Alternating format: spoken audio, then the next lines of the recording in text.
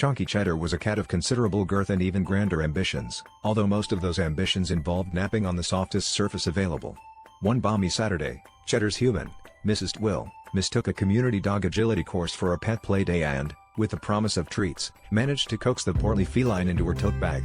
Upon arrival, Cheddar's eyes widened, as much as a cat's can, anyway, when he saw the sea of excitable dogs, weaving poles, and tunnels that looked suspiciously like very long, very tempting cardboard boxes.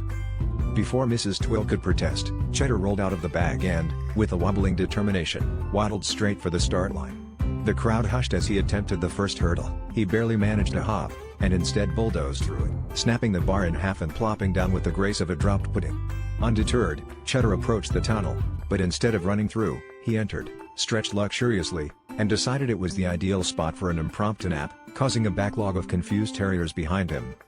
The crowd erupted in laughter as Cheddar became the main event rather than the sideshow. When the teeter-totter came into play, Cheddar's substantial presence sent it slamming to the ground, launching a surprised Pomeranian into a nearby ball pit. Cheddar blinked, then pounced after the flying dog, not out of concern, but because the balls looked suspiciously like colorful cheese puffs. He rolled, tumbled, and sent plastic balls flying, much to the delight of the assembled children, who began tossing treats to see if he would somersault again. By the end of the day, Chonky Cheddar had not completed a single obstacle as intended, but he had certainly created a new kind of agility course, one that involved belly flops, snack-seeking missions, and elaborate napping strategies.